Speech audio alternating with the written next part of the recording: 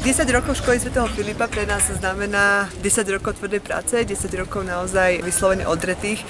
Jednak sme školu začínali sami sme si ťahali elektrinu, sami sme si dorábali murárske práce, sami sme vlastne spoločne postavili internát a jedaľeň.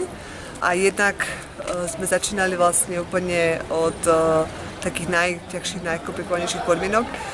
Nemali sme vodu, nebola tu elektrina, nebola tu vlastne žiadna cestná infraštruktúra. Tie začiatky boli naozaj veľmi ťažké a komplikované. Cesta sem nám trvala viac ako 2,5 hodiny. Za každý sme vlastne sa brodili vyslovene tieto 4 kilometre po zapadnutých ťažkých cestách. V období dažďov sme posílali pitnú vodu pre deti po somároch, pretože sa nedalo autom vôbec prejsť.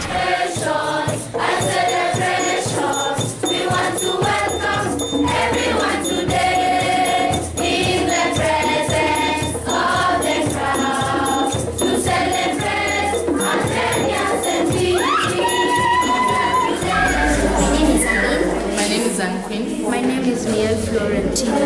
We are going to show you more about the machine you see here. This machine here is called a motor-driven or electric machine. It is for sewing. This machine is called an electric machine because it purely functions on electricity.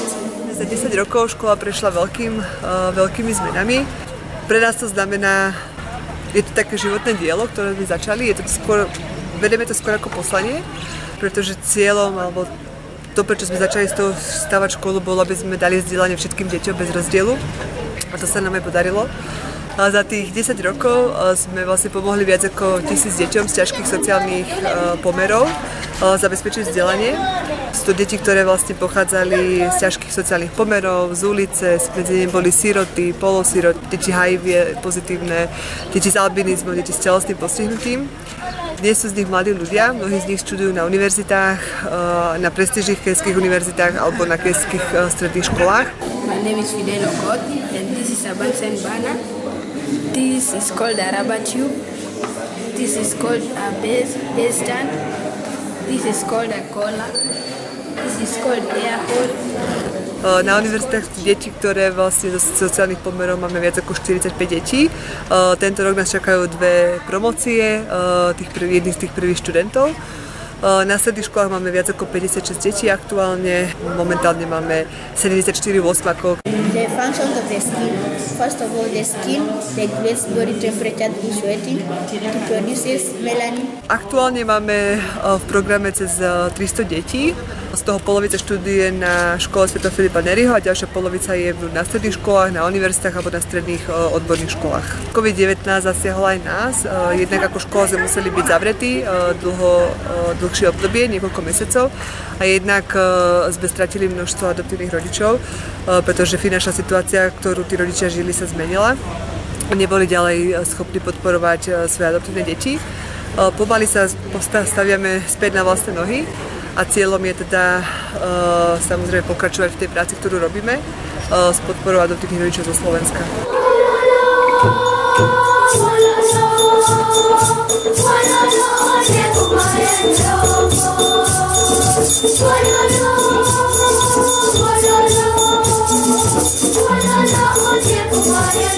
Aktuálne hľadáme adoptívnych rodičov pre 25 detí, ktoré vlastne študujú na našej škole svätého Filipa Neriho.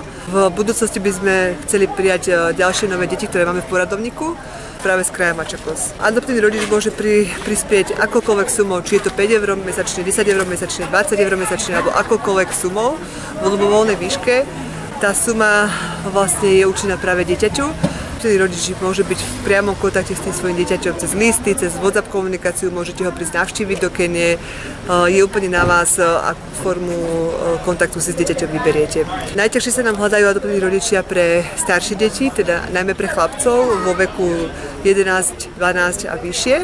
A tiež sa nám hľadajú ťažko adoptívni rodičia pre deti s albinizmom, pretože nevyzerajú možno tak pekne alebo tak africky.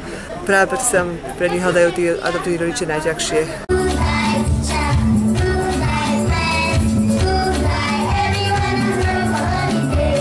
Chceli by sme sa poďakovať každému jednému adoptívnemu rodičovi, ktorý v minulosti prispel alebo v súčasnosti stále prispieva dieťaťu na vzdelanie cez našu organizáciu alebo dieťaťu na vzdelanie v Kenii. Sme v krajine, v ktorej vzdelanie nepatrí všetkým deťom sveta alebo všetkým deťom tejto krajiny, pretože nie je dostupné každému.